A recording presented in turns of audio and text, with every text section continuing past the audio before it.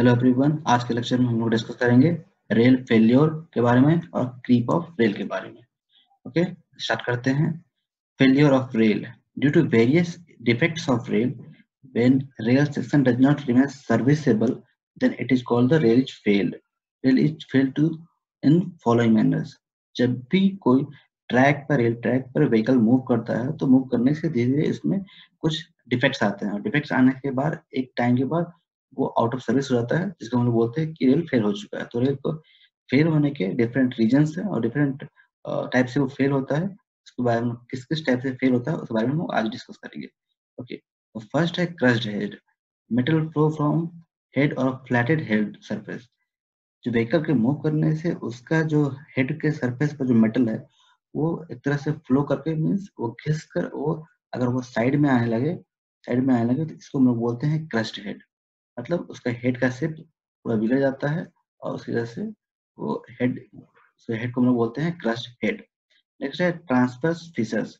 Cross wire cracks starts from inside of head and spread gradually like contour.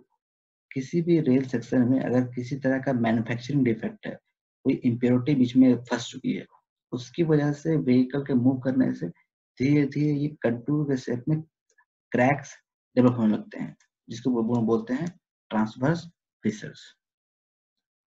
Next failure है split head. Head is split in two parts due to cavity formed during manufacturing. It is also called pipe rail. किसी track पर heavier load move करने से कुछ time के बाद धीरे धीरे वो क्रैक डेवलप होने लगता है, जिससे जो क्रैक है वो धीरे धीरे वो नीचे की तरफ बढ़ता है। तो इससे ऐसा फील होता है कि जैसे कि वो रेल ट्रैक है वो दो पार्ट में स्प्लिट हो रहा है। उसको हम लोग बोलते हैं स्प्लिट हेड। इसको हम लोग पाइप रेल भी बोलते हैं। नेक्स्ट है horizontal fissures. Fissure is developed in the section of rail and gradually goes on increasing.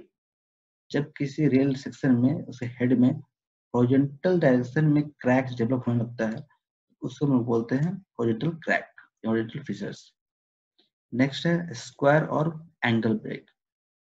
जो स्टील है अगर कहीं पे हार्ड हो चुका है और बहुत ज्यादा व्हीकल्स का लोड आ रहा है, कोई किंग फॉर्मेशन भी है, तो उस पर इम्पैक्ट पड़ने के कारण वो कभी वो ब्रिटल फेलियर भी होता है। ब्रिटल फेलियर में होता है क्या होता है, व्हेन रेल ब्रेक्स वर्टिकली और एट एन एंगल। वर्टिकली वो क्रैक कर जाए या फिर वो किसी एंगल पे क्रैक हो जाए, इसको हम लोग बोलेंगे स्क्वायर और एंगल ब्रेक। अगर हम लोग एक ही फिगर में दिखाना चाहेंगे सारे किसी तरह के फेलियर होते हैं, आप देख सकते हैं कि ये पूरा एक रेल सेक्शन है। उसमें अगर कोई इंटरनल किसी मैन्युफैक्चरिंग डिफेक्ट की वजह से उसमें क्रैक्स डेवलप होने लगे कंटूर शेप में, उसे बोलते हैं ट्रांसवर्स फिशर। अगर सरफेस पर जो हेड है वो दो पार्ट में स्प्लिट होने लगे उसको बोलेंगे स्प्लिट हेड। हॉरिजॉन्टली सरफेस पर अगर फिशर्स डेवलप हो जाए उसको बोलेंगे हॉरिजॉन्टल क्रैक्स। अगर वियर टियर होकर जो टॉप सरफेस पर जो मेटल है वो आपके साइड में फ्लो होकर आने लगे तो उसको बोलेंगे क्रस्ट हेड। वर्टिकली अगर वो क्रैक कर जाए तो बोलेंगे स्क्वायर ब्रेक। उसके अलावा हॉरिजॉन्टल क्रैक्स आपके वेव्स में भी आते हैं और जिस वजह से ये स्प्लिट वेव के जैसा फिल्टर भी होता है, लेकिन मेजरली आपका जो क्रैक्स आते हैं वो आपके इस रेल हेड में ही आते हैं। ओके, नेक्स्ट टॉपिक है क्रीप ऑफ रेल। क्रीप के बारे में आपने पढ़ा होगा। क्रीप हम लोग कंक्रीट में भी इस्तेमाल करते हैं और यहाँ पे भी हम लोग इस्तेमाल करेंगे। तो क्रीप का पर्पस यहाँ पे है कि जिस तरह क्रीप होता है कंक्रीट में कि किसी भी कंक्रीट ब्लॉक पे अगर हम लोग लोड अप्लाई कर रहे हैं तो उसमें वो स्ट्रेन आता है। पर लोड प्रेशर स्ट्रेस अप्लाई करने पर वो स्ट्रेन आता है। पर कुछ टाइम के बाद अगर वो लोड वैसे के वैसा ही रहेगा तो वो स्ट्रेन रेसिस्टिंग कैपेबिलिटी वो धीरे धीरे घट जाती है, उसी को हम लोग बोलते हैं क्रीप। पर इसमें जो है कि रेल में अगर कोई रेल सेक्शन हम लोग फिक्स कर दिए हैं किसी ट्रैक पर, तो रेल के मूवमेंट की वजह से अगर रेल का जो सेक्शन है वो भी मूवमेंट करे किसी डायरेक्शन में, अगर वो स्लाइटली भी मूव करे तो उसको हम लोग बोलते हैं creep of rail. Creep is defined as the longitudinal movement of rail with respect to the sleepers. Rail have a tendency to gradually move in the direction of dominant traffic. जिस direction में traffic बहुत ज्यादा है उस direction में वो move करने की टेंडेंसी होती है। Creep is common to all railway tracks, but its magnitude varies considerably from place to place. The rail may move by several centimeters in a month at a few places. किसी किसी location पे आपका जो rail का movement है वो कुछ centimetre तक हो सकता है एक महीने के अंदर अंदर। ये डिपेंड करता है प्लेस टू प्लेस, किस लोकेशन पे है। While at other location the moment may be almost negligible, किसी किसी लोकेशन पे आपका ये जीरो भी हो सकता है। तो आपके क्या क्या इंडिकेशन है क्रीप होने के? तो फर्स्ट है closing and opening of successive expansion joint. Rail section में हम लोग एक्सपेंशन जॉइंट प्रोवाइड करते हैं। तो अगर कहीं पे किसी सेक्शन पे आपका एक्सपेंशन जॉइंट आपका ओपन हो रहा है और बढ़ता जा रहा है, इसका मतलब क्या हो रहा है कि रेल ट्रैक है वो इधर की तरफ मूव कर रहा है। और किसी सेक्शन पे आपका जो एक्सपेंशन जॉइंट है वो धीरे धीरे क्लोज हो रहा है, धीरे कम होता जा रहा है। इसका मतलब कि कोई रेल ट्रैक मूव कर रहा है और वो उसको बंद करने की कोशिश कर रहा है। तो इससे भी हम लोग जान सकते हैं कि अगर किसी रेल सेक्शन में एक्सपेंशन रेट बढ़ रहा है, घट रहा है, तो मतलब समझ सकते हैं कि वहाँ पे क्रीप की वजह से ये हो रहा है, ऐसा हो रहा है। इसके अलावा मार्क और drag on rail flinch and fish plate. जो आपका रेल ट्रैक है, रेल ट्रैक पर जो आपके स्लीपर से अटैचमेंट होता है, फास्टिंग होती है, तो फास्टिंग की वजह से जब रेल मूवमेंट होगा तो इसमें एक तरह से ड्रैग का साइन आएगा, मार्क आपको दिखाई देगा। जैसे कि यहाँ पे एक डॉग स्पाइक से फिक्स किया गया है, तो यहाँ पे एक छोटा सा यहाँ पे आपको मार्क दिखेगा। मार्क का मतलब है कि ये जो रेल है वो धीरे धीरे मूव किया है इसको, ठीक है। नेक्स्ट है क्रीप थ्योरी। तो क्रीप होने के, रेल में क्रीप होने के मेजर रीजंस क्या है उसके बारे में डिस्कस करेंगे। फर्स्ट है वेव थ्योरी और wave action. Wave motion is set up in the resilient track because of moving load, causing a deflection in the rail under the load. The portion of rail immediately under the wheel gets slightly depressed due to the wheel load. मतलब कि अगर किसी railway train में आपका slippers provide किया गया है, हर rail section provide करते हैं, तो उसमें रेल सेक्शन में आपके व्हीकल्स को मूव करने की वजह से होता ये है कि एक तरह से ये वेव फॉर्मेशन बन जाता है, वेव की तरफ फॉर्मेशन हो जाता है। स्मॉल अमाउंट में ही सही, पर वेव जैसे फॉर्म हो जाता है। तो therefore the rail generally have a wavy formation as the wheel of the train moves forward. The depression also move with them, and previously depressed portion spring back to the original level. This wave motion tends to move the rail forward with the train. The ironing effect of the moving the wheel on the wave formed in the rail caused a longitudinal movement of the rail in the direction of traffic, resulting in the creep of rail. इस तरह के जो wave formation है, तो formation होने के बाद जैसे ही रेल का व्हील इस पर मूव करता है, तो ये रेल का मूव इसको प्रेस करने की कोशिश करेगा। प्रेस करने की कोशिश करेगा तो ये रेल को आगे की तरफ मूव करवा देगा, तो जिसकी वजह से वो मूव कर सकता है। एक ये थ्योरी है कि वेव थ्योरी, वेव फॉर्मेशन की वजह से आपके व्हील के आयरनिंग इफेक्ट की वजह से रेल का जो मूवमेंट है आपके जो ट्रेन के मूवमेंट के डायरेक्शन में अगर होता है, तो हम लोग बोलते हैं ये वेव थ्योरी और वेव एक्शन के अकॉर्डिंग हो रहा है। ये क्रिप के लिए ये थ्योरी दी गई है। नेक्स्ट है percussion theory. Creep is developed due to impact of wheel at the rail in ahead of a rail joint.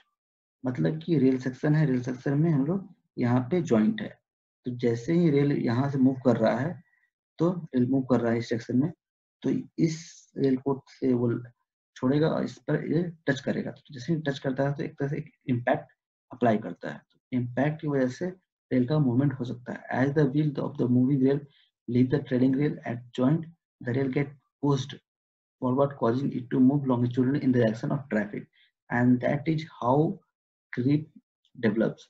Though the impact of a single wheel may be nominal, the continuous movement of several of wheels passing over the joint pushes the facing of landing rail forward, thereby caused creep. एक wheel से बहुत कम impact आता है, लेकिन several wheels आपका travel करेगा इस पर, तो थोड़ा थोड़ा इम्पैक्ट करके वो रेल को एक कंसिडरेबल अमाउंट में वो मूव करा सकता है। तो इस थ्योरी को बोलते हैं परक्यूशन थ्योरी।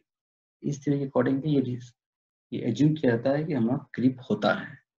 थर्ड थ्योरी है drag theory. The backward thrust of the driving wheel on locomotive has the tendency to push the rail backward in while the thrust of the other wheel of the locomotive pushes the rail in the direction in which the locomotive is moving. This results in longitudinal movement of train rail in the direction of traffic thereby causing creep. मतलब कि जो rail का movement है, rail का movement अगर speed हम लोग increase कर रहे हैं, स्पीड इंक्रीज करेंगे तो ये क्या करेगा, वो मूव करने की कोशिश करेगा आगे की तरफ, तो आपको जो रेल सेक्शन को वो पीछे की तरफ पुश करेगा। तो इस थ्योरी के अकॉर्डिंग रेल के मूवमेंट के मतलब ये अपोजिट में आपका रेल ट्रेन के मूवमेंट के अपोजिट में आपका रेल का मूवमेंट होता है।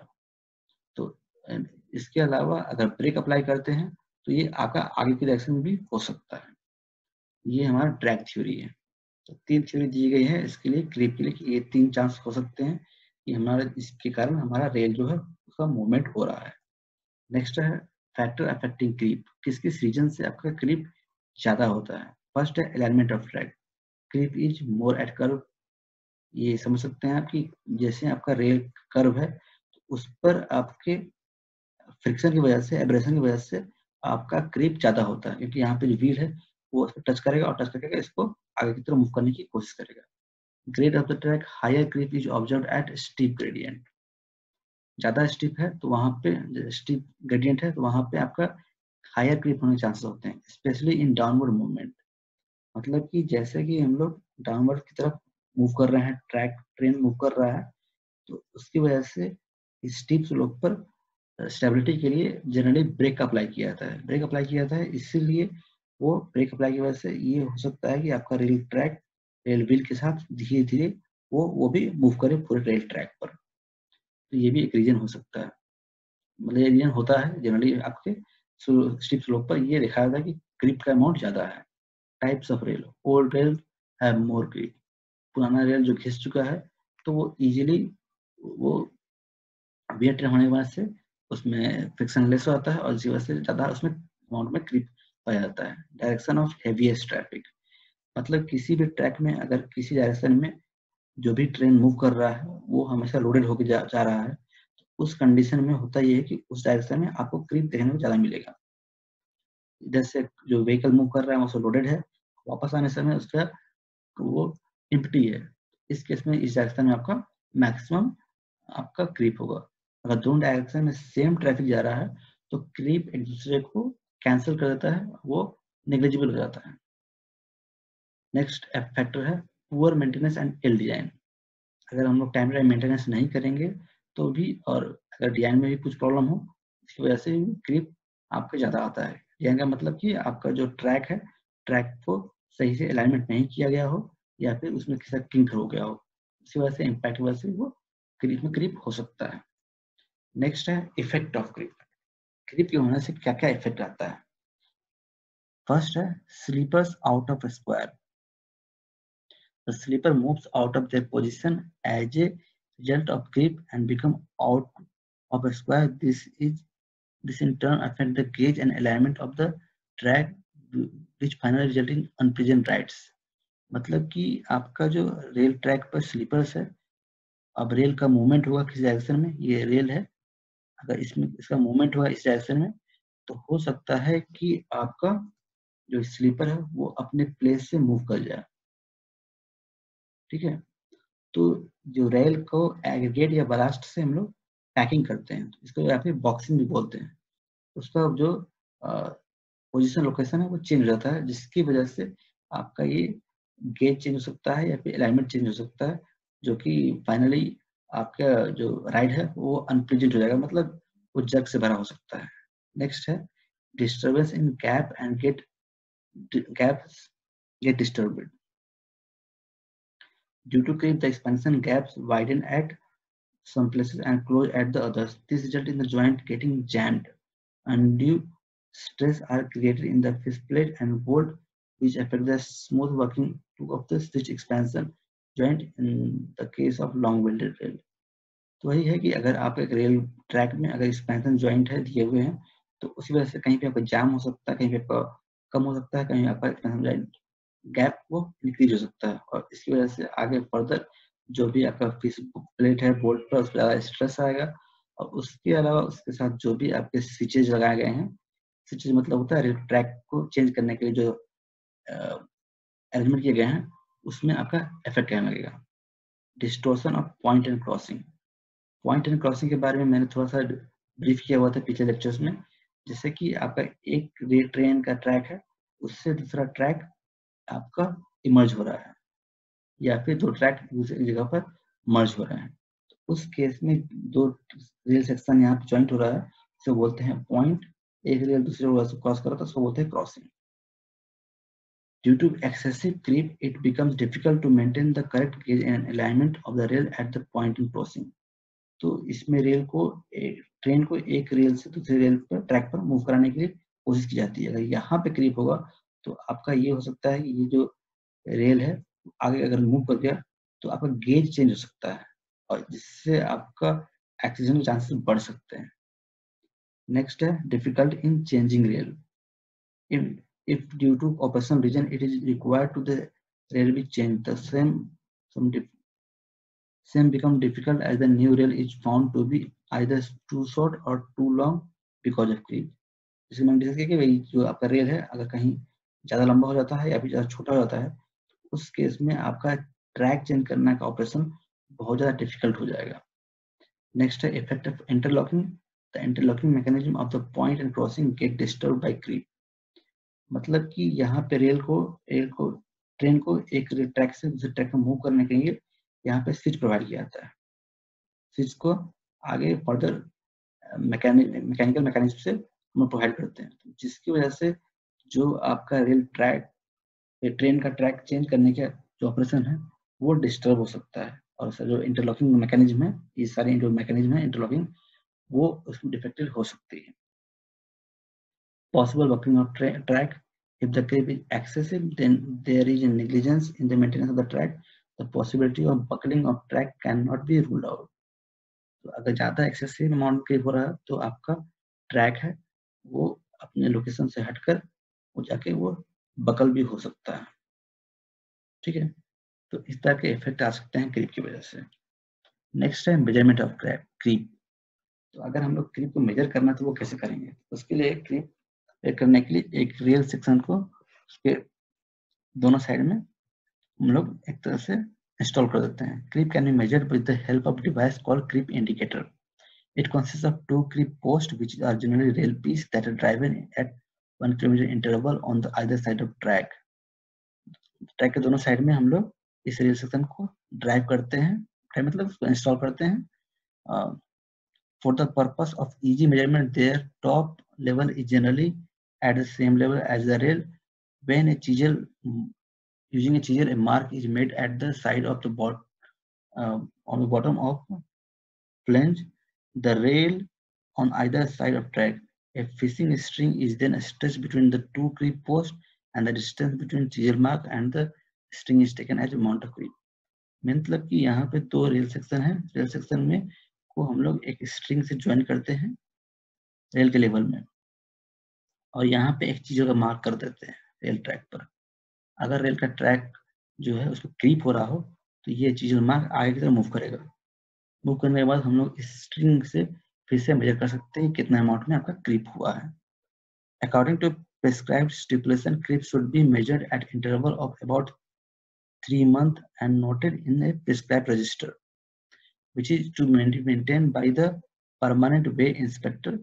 Creep in excess of 150 mm should not be permitted on or any track, or not more than 6 consecutive rails should be found jammed in a single rail track at one location. There should be no creep in approaches to point and crossing. तो हम लोग का जो है creep को हर 3 महीने में हमें मेजरमेंट करना चाहिए, जो कि परमानेंट वे इंस्पेक्टर करता है, और मैक्सिमम 150 mm हम लोग अलाउ कर सकते हैं, इससे ज़्यादा अलाउ हम लोग नहीं कर सकते। उसके अलावा जो जो क्रीप है वो पॉइंट क्रॉसिंग में तो होना ही नहीं चाहिए, कि इससे आपका रेल ट्रैक में डाइवर्ट करने में प्रॉब्लम आएगी। नेक्स्ट है रेमेडी फॉर क्रीप। क्रीप को कैसे कंट्रोल कर सकते हैं? तो फर्स्ट है pulling back the rail. When creep is distinctly visible, it is corrected by pulling back to the rail to the original position by crowbar and hook, which is very tedious job. अगर railway track है और railway track का अगर अपने place से move कर चुका है तो उसको अपने प्लेस पर लाने के लिए सारे जॉइंट्स को खोलकर उसको क्रोबार और हुक जो होता है, ये आपका टूल्स होते हैं रेलवे में, इससे क्रोबार होता है और उसमें हुक्स होते हैं, इसका इस्तेमाल करके हम लोग ये रेलवे ट्रैक को एक प्लेस से दूसरे प्लेस पर ले जाते हैं। इससे हम लोग करेक्ट करने की कोशिश कर सकते हैं, लेकिन ये बहुत ज़्यादा टेडियस जॉब होता है। नेक्स्ट है provision of anchor. Creep of track can be prevented by anchor or anti-creeper. For 7.5 cm or 14 cm in a month, 4 anchor per rail are used, and creep of 22.5 to 25 cm in a month, 6 anchors per rail are used. Means जो railway track है, slippers है, उसमें fastening के अलावा यहाँ पे ये इसे बोलते हैं हम लोग एंकर्स और एंटी क्रीपर्स, जो कि रेल सेक्शन को होल्ड किए रहता है। तो इसकी वजह से रेल का मूवमेंट है वो आपका हैम्पर होता है, तो जिसकी वजह से आपका क्रीप होने चांस कम हो जाते हैं। तो अब ये है कि अगर आपका क्रीप का अमाउंट आपका 7.5 सेंटीमीटर 15 सेंटीमीटर पर मंथ हो रहा है तो 4 एंकर्स पर रेल इस्तेमाल कर सकते हैं। अगर इतना आपका हो रहा है तो आप लोग 6 एंकर्स पर रेल इस्तेमाल कर सकते हैं। Use of steel slipper have a good grip on ballast and better fastening on the rail, which help the slipper to resist the movement of rail. Means जो स्टील स्लीपर है वो उसका grip जो होता है एग्रीगेट पर, blast पर बहुत अच्छा होता है, बहुत बेटर होता है, और इसकी वजह से जो रेल का कोई फोर्स आता है तो वो जो पूरा जो सेटअप है आपके स्लीपर और रेल का, उसको मूवमेंट होने से बहुत ज़्यादा रेसिस्ट करता है। तो आपका स्टील स्लीपर बहुत ज़्यादा इफेक्टिव है आपको ग्रिप को रोकने के लिए। Okay, thank you all.